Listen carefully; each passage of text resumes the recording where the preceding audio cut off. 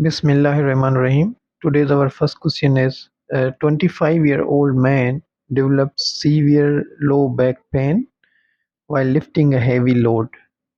3 weeks later, he has a minimal back discomfort but complains of difficulty walking with a limp affecting the left leg. MRI was MRI of his lumbosacral spine shows a herniated lumbosacral intervertebral disc comprising the left first sacral nerve root as illustrated. So here we can see the picture. This is the MRI of the lumbosacral region,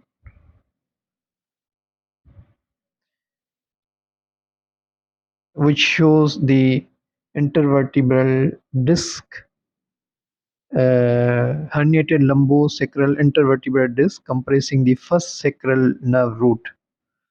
First sacral nerve root. Which one of the following neurological finding would be consistent with this imaging?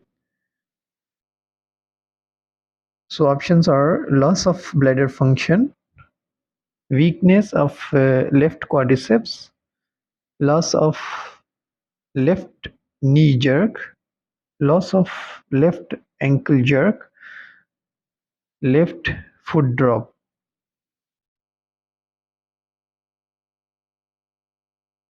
Here we can see the MRI in which it shows the prolapse of L5 and S1 disc.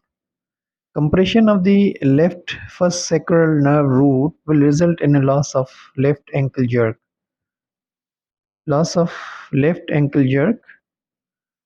If there is any associated weakness, it will be a plantar flexion of the left foot, and this is the likely reason for this disordered walking.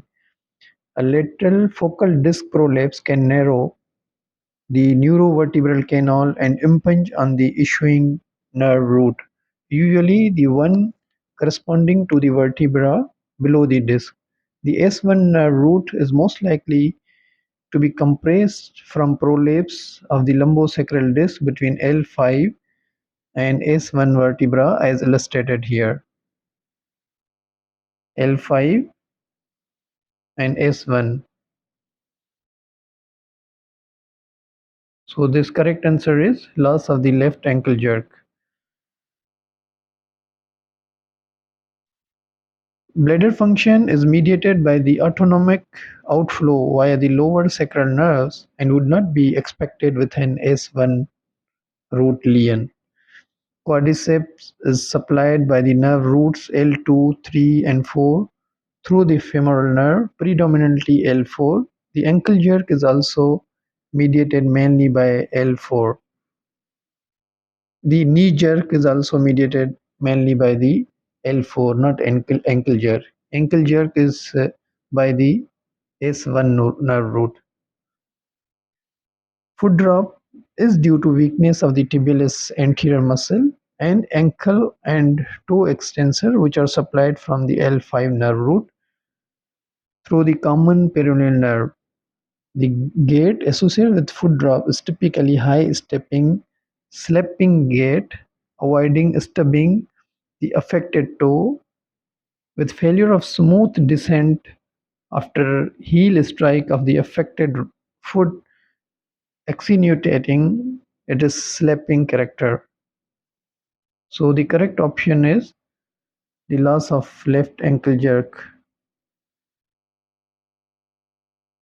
This is the left first sacral nerve root will result in a loss of left ankle jerk. A 2-year-old girl is brought to her local doctor with a purulent unilateral nasal discharge, which has been present for 6 weeks despite 2 courses of oral cotrimoxazole. She is uncooperative when you try to examine her. Which one of the following is most appropriate next step in management? 2-year-old girl with purulent unilateral nasal discharge which has been present for 6 weeks despite of 2 courses of cotrimoxazole. Which of the following the most appropriate next step in management? Oral flucloxacillin, tobramycin nasal drops, nasal swab for microscopy and culture, nasal examination under general anesthesia, X-ray nasal sinuses. So as they have mentioned that child is not cooperative for the examination, so we will go with the first nasal examination under general anesthesia. So I think option D would be the correct answer. The clue to the diagnosis in this child are age group and that the discharge is unilateral.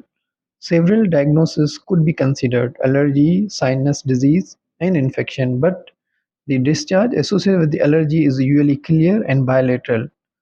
Paranasal sinuses are poorly developed at this age, and sinus disease is uncommon. When it does occur, it usually involves the ethmoid sinus and present in a different manner with orbital cellulitis. X-ray therefore are of little assistance. Children of this age are notorious for inserting of foreign bodies in various body orifices, for example, nostrils and ears. They may remain quite asymptomatic, and in the case of ears, the foreign body may be found incidentally.